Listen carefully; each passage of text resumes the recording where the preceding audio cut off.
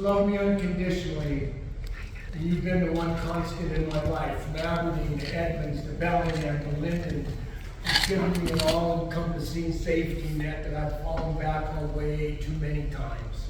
You've been there and been there and been there for me, even when I didn't deserve your love and strength and compassion.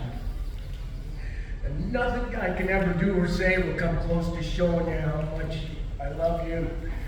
But I'm going to revisit the wonderful, happy, and loving memories you've given me all my life. I remember 320 West 5th Street in Aberdeen and the closeness of the neighborhood.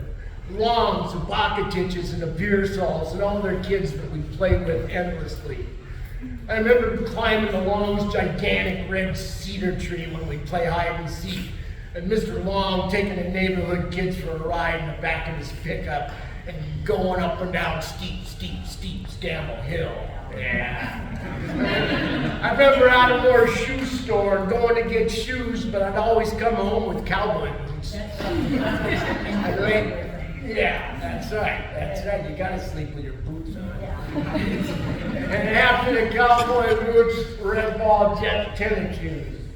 I remember going to church at St. Mary's and the smell of incense and hoping not to hit high mass because Father O'Donnell didn't exactly have a beautiful singing voice.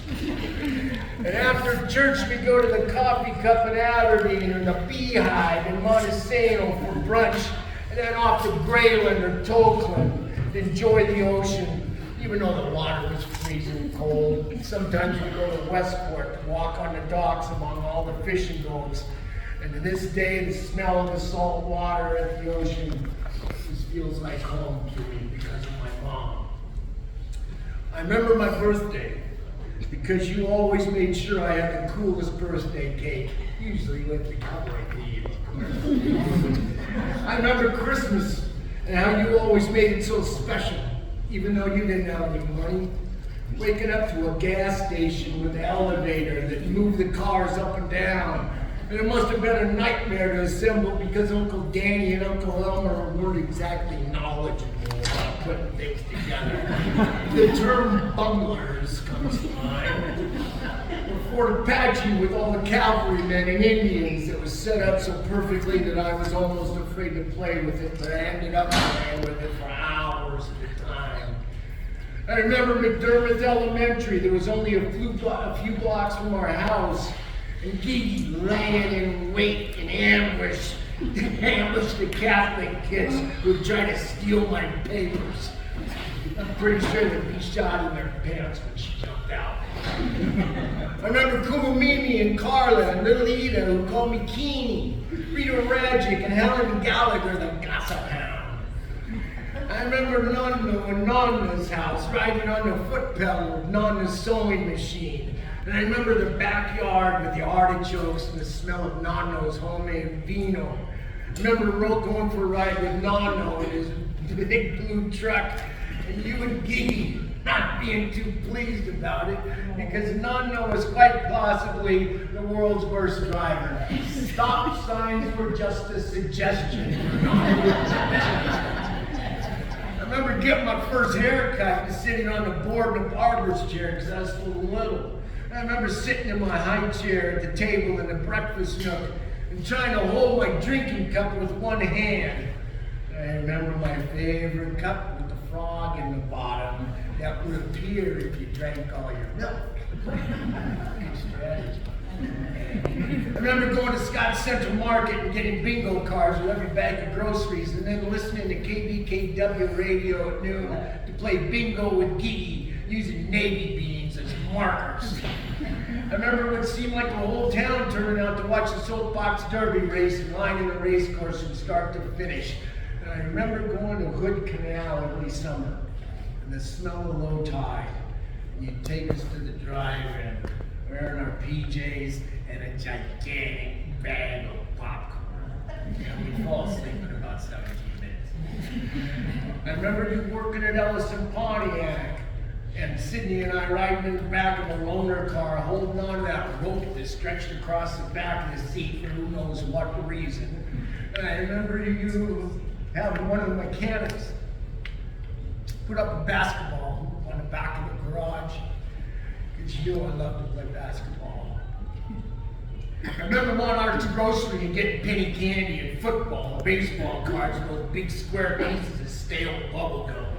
And I remember being able to ride my bike before my big sister could.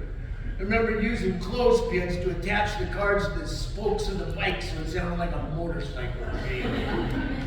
I remember riding my rocking horse in a laundry room and rocking so hard that I went flying over the head of the horse, hit my mouth on the furnace, and then needing to get stitches and scaring you half to death.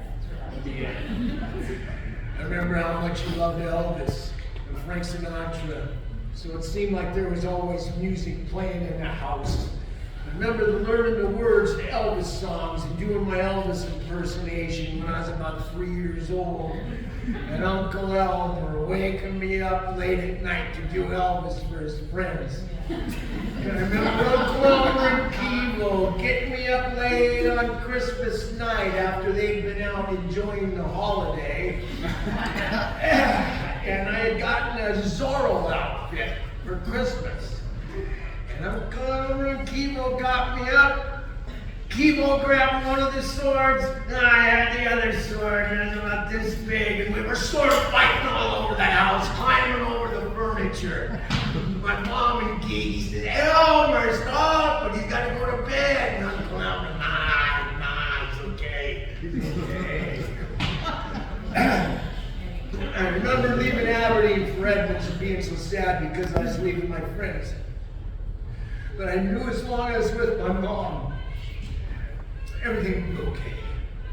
I remember 18504 73rd Avenue West with a gigantic backyard that was perfect for football, basketball, hitting golf, chip shots, or playing volleyball or badminton. And I remember the huge forest that started where our backyard ended and the endless possibilities for exploring and building forts out of down trees and branches. And I remember the big parties you'd throw in the backyard. You were always at the center of the action, making sure everyone was having as much fun as you were, but no one had as much fun as you.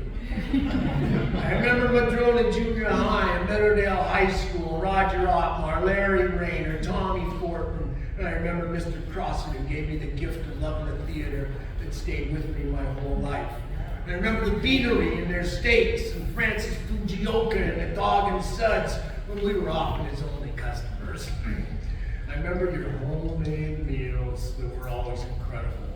Boston cream pie, German chocolate cake, clam chowder with the bacon bits, your fried chicken, which is still the best I've ever had, and of course, your world famous wraps that I could never stop eating. Best friend. Hey.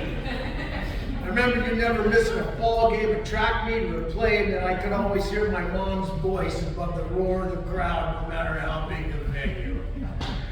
I also remember February of 1978, losing Mike in the cloud that hung over your heart for many years.